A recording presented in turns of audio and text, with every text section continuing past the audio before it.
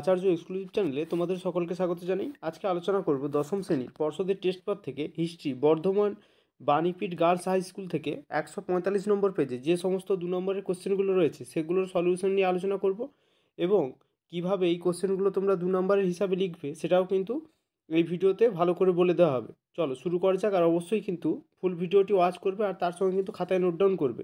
আর তোমাদের 16 তারিখে যেরকম বলেছি হিস্ট্রি এবং জিওগ্রাফি থেকে সাজেশনগুলো দিয়ে দেবো 2 নম্বরে, সেটা কিন্তু দেখতে ভুলবে না। চলো শুরু করা যাক। 1 নম্বর কোশ্চেন বলছে নিম্নবর্গীয় ইতিহাস চর্চা বলতে কী বোঝো? অ্যান্সার দেখো, 1980-এর দশক থেকে ভারত সহ দক্ষিণ এশিয়ায় ইতিহাস চর্চায় একটি নতুন দৃষ্টিভঙ্গি চালু হয়।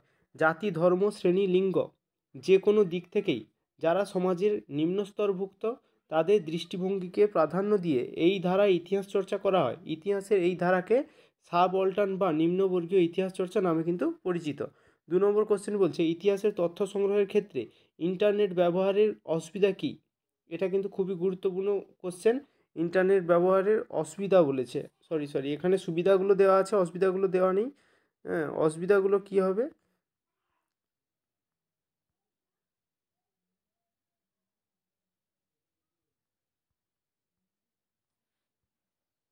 ওইখানে তোমাদের সুবিধাগুলো দেওয়া হয়ে গেছে, অসুবিধাগুলো দেখে নাও। ইন্টারনেট ব্যবহারের অসুবিধাগুলি কি না, ইতিহাসে তথ্য সংগ্রহের ক্ষেত্রে ইন্টারনেট ব্যবহারের কিছু অসুবিধাও রয়েছে। যেমন কি 1 নম্বর, সত্যাসত্যের অনিশ্চয়তা।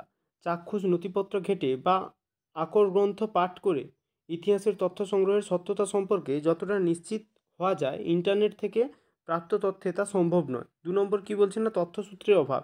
ইন্টারনেট থেকে পাওয়া তথ্য সংগ্রহের সময় তথ্যসূত্র তেমন না থাকার ফলে তথ্যের বিশ্বাসযোগ্যতাও থাকে না। আবার অনেক সময় কি হয় না, ইন্টারনেটে তথ্য সরবরাহে বিঘ্ন ঘটে, ফলে কি হবে না, গবেষণার কাজে বাধাপ্রাপ্ত হয়। তোমাদের 2 নম্বরে ওই ইন্টারনেট ব্যবহারের সুবিধা ও অসুবিধা ওই দুটোই কিন্তু দেখে রাখবে। মেকলে মিনিট কি? অ্যান্সার দেখো, টমাস বেবিংটন অ্যাটওয়ার্ড মেকলে ছিলেন একাধারে লর্ড উইলিয়াম বেন্টিংয়ের আইন সচিব এবং কমিটি অফ পাবলিক ইনস্ট্রাকশনের সভাপতি। তিনি প্রাচ্য শিক্ষার পরিবর্তে এদেশে কিন্তু পাশ্চাত্য শিক্ষার বিষয়ে যে বিখ্যাত প্রস্তাব পেশ করেন তা কিন্তু মেকলে মিনিটস বা মেকলে মিনিট নামে পরিচিত। 4 নম্বর কোশ্চেন, হান্টার কমিশনে দুটি সুপারিশ উল্লেখ করো। মাধ্যমিক শিক্ষা বিষয়ে হান্টার কমিশনের সুপারিশ। মাধ্যমিক শিক্ষা প্রসঙ্গে ভারতীয় শিক্ষা কমিশন বা হান্টার কমিশনের সুপারিশগুলি বিভিন্ন দিক দিয়ে বিশেষ গুরুত্বপূর্ণ। সুপারিশগুলি এখানে সংক্ষেপে উপস্থাপন করা হলো। 1 নম্বর, কমিশন সরকারকে মাধ্যমিক শিক্ষার দায়িত্ব ধীরে ধীরে বেসরকারি কর্তৃপক্ষের হাতে কিন্তু পুরোপুরিভাবে হস্তান্তর করার জন্য সুপারিশ করে। আর 2 নম্বর কী বলছে না, এক্ষেত্রে বেসরকারি উদ্যোগ বলতে বেসরকারি ভারতীয় প্রচেষ্টাকেই বোঝানো হয়েছে, মিশনারি প্রচেষ্টা নয়। 3 নম্বর, দুটো করতে হবে, আমি কিন্তু 3টে দিয়ে রেখেছি। বেসরকারি মাধ্যমিক বিদ্যালয়গুলিকে আরও উদারভাবে সরকারি অর্থ সাহায্য করতে হবে। এছাড়া সরকারি বিদ্যালয়গুলির সঙ্গে সমমর্যাদার ভিত্তিতে অন্যান্য সুযোগ সুবিধা দানের কিন্তু জন্য কমিশন সুপারিশ করে।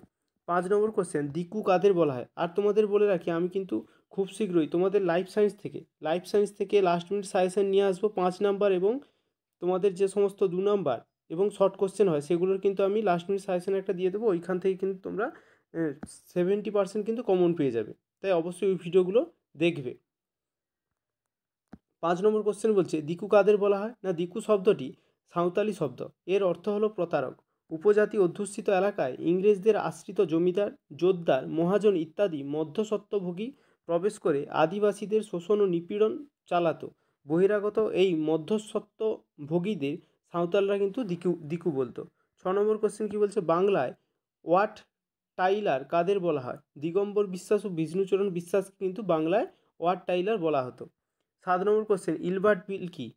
না, লর্ড রিপন ভারতে আসার আগে কোনো ভারতীয় বিচারকরা কোনো অভিযুক্ত ইংরেজের বিচার করতে পারত না। এই বৈষম্য দূর করতে লর্ড রিপনের পরামর্শে তার আইন সচিব ইলবার্ট একটি বিলের কিন্তু খসড়া রচনা করেন। এই খসড়া বিলে ভারতীয় বিচারকদের ইংরেজ অভিযুক্তের বিচার করার অধিকার দেওয়া হয়। এই খসড়া বিলটি কিন্তু ইলবার্ট বিল নামে পরিচিত। এই বিলের পক্ষে এবং বিপক্ষে তীব্র প্রতিক্রিয়া লক্ষ্য করা যায়। ঐতিহাসিক রমেশচন্দ্র মজুমদার বলেন, ইলবার্ট বিল আন্দোলন ছিল ভারতীয় জাতীয়তাবাদের ইতিহাসে এক গুরুত্বপূর্ণ অধ্যায়। 8 নম্বর কোশ্চেন কী বলছে, দেশীয় সংবাদপত্র আইন কি? প্রবর্তনটা দেখে নাও।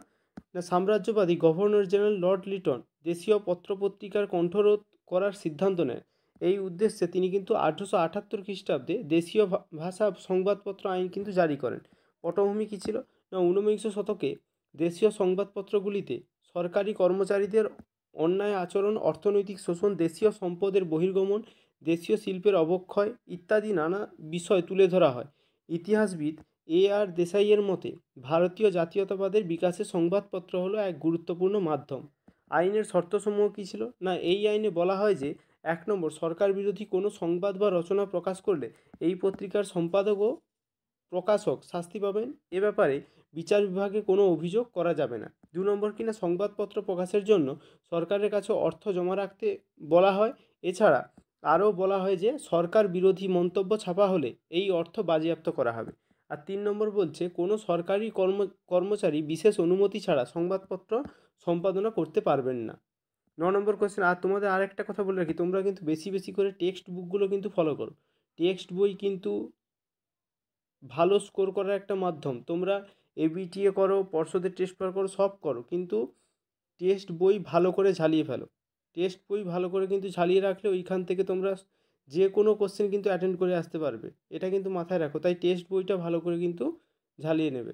টেক্সট বই হচ্ছে মূল কি তোমাদের এক্সামে, তাই ভালো করে যে কটা দিন আছে টেক্সট বইটাই মূলত ভালো করে দেখো। 9 কোশ্চেন বলছে বসু বিজ্ঞান মন্দির প্রতিষ্ঠার উদ্দেশ্য কী ছিল?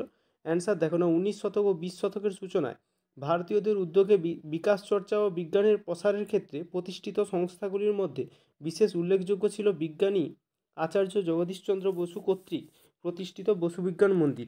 এই প্রতিষ্ঠার উদ্দেশ্য কী ছিল? না, জগদীশচন্দ্র বসু কর্তৃক বসু বিজ্ঞান মন্দির প্রতিষ্ঠার উদ্দেশ্যগুলি হলো 1 তার মতে বিজ্ঞানের অগ্রগতি ও জ্ঞানের প্রসার সাধনই ছিল কিন্তু এটি প্রতিষ্ঠার প্রধান উদ্দেশ্য। 2 প্রেসিডেন্সি কলেজ অধ্যাপনার সময় কিন্তু বিজ্ঞান গবেষণার ক্ষেত্রে যে সমস্ত সরকারি বাধা বিপত্তির সম্মুখীন হয়েছিলেন সেই অভিজ্ঞতার ভিত্তিতে তিনি একটি স্বাধীন বিজ্ঞান গবেষণা কেন্দ্র কিন্তু প্রতিষ্ঠায় সচেষ্ট হন। 10 কোশ্চেন, মাদারি-পাসি কে ছিলেন? এটা খুবই গুরুত্বপূর্ণ কোশ্চেন এই বছরের জন্য। একা আন্দোলন ভারতীয় জাতীয় কংগ্রেসের একটি শাখা ছিল। অসহযোগ আন্দোলন এর সাথে যুক্ত, কিন্তু কংগ্রেসের যখন দেশব্যাপী অসহযোগ আন্দোলনে ব্যস্ত ছিল তখন চলমান এক আন্দোলনকে কিছুটা অবহেলা করেছিল। এই সময় মাদারি-পাসি একা আন্দোলনের সাথে জড়িত কিষাণদের মধ্যে একজন ক্যারিসমেটিক তৃণমূল নেতা হিসাবে নিজেকে কিন্তু প্রতিষ্ঠিত করেছিলেন। তিনি সকল ধর্ম ও বর্ণের কিষাণ ও ক্ষুদ্র জমিদারদের ঐক্যবদ্ধ করেছিলেন। তিনি আন্দোলনকে সহিংস পথে ঠেলে দেন। তিনি জমিদার, করিন্দা, তালুকদার ও ঠিকাদারদের সহিংসভাবে লাঞ্ছিত করতেন এবং এমনকি তাদের নিজ বাড়িতে বন্দি করেন। তিনি প্রজা এবং ক্ষুদ্র জমির মালিকদের জমির মালিকানার অধিকার বিতরণ করতে শুরু করেন। ভয়ের সাথে তার নাম যুক্ত ছিল। ইউরোপীয় সীতাপুর, তারপরে বারবাকি এবং হারদই জেলায় মাদারি-পাসির নেতৃত্বে কিন্তু একা আন্দোলন কিন্তু আগ্রাসী কৃষক আন্দোলনের দেখা যায় এবং ব্রিটিশ সরকার 1 বছরের মধ্যে কিন্তু আন্দোলন দমন করে, কিন্তু নেতা মাদারি-পাসিকে গ্রেপ্তার করতে ব্যর্থ হয়। 11 কোশ্চেন, খুবই গুরুত্বপূর্ণ কোশ্চেন, আর এই কোশ্চেনটা তো এই বছর আসবে। দলিত কাদের বলা হয়? এই কোশ্চেনটা খুবই গুরুত্বপূর্ণ কোশ্চেন এবং আসার চান্স খুবই। অর্থ কী? না, দলিত কথাটি এসছে দলন শব্দ থেকে, যার অর্থ হচ্ছে দমিয়ে রাখা। দলিত সমাজের উচ্চবর্ণের মানুষ নিম্নবর্ণের যে মানুষদের দমিয়ে বা পদদলিত করে রাখে তাদের দলিত বলা হয়। Doctor B.R.. আম্বেদকর ছিলেন দলিতদের নেতা। মহাত্মা গান্ধী দলিতদের হরিজন বলতেন। বর্তমানে প্রশাসনিক পরিভাষায় দলিত বলতে সাধারণভাবে তপশিলভুক্ত জাতিকে বোঝায়। 12 কোশ্চেন, দীপালি সংঘ কেন প্রতিষ্ঠিত হয়? এটাও খুবই গুরুত্বপূর্ণ কোশ্চেন। দীপালি সংঘ প্রতিষ্ঠার উদ্দেশ্যগুলি হলো নিম্নরূপ। 1 হচ্ছে নারী শিক্ষার উন্নয়ন, নারীদের কুপ্রথার কবল থেকে মুক্ত করা। 3 নারীবাদী চেতনা তৈরি করা। 4 রাজনৈতিক ও সামাজিক সচেতনতা জাগানো। 5 নারীদের বিপ্লবী সংগ্রামের জন্যে তৈরি করার লক্ষ্যে এবং নারীদের সাহস এবং শক্তি বাড়ানোর জন্যে কিন্তু এখানে শরীরচর্চা, লাঠি খেলা, অস্ত্র চালানো ইত্যাদি শেখানোর একটা উদ্দেশ্য ছিল। 13 কোশ্চেন কী বলছে? চৌরি চৌরার ঘটনা কী? অ্যান্সার দেখো, উত্তরপ্রদেশের গোরক্ষপুর জেলায় এটি অবস্থিত।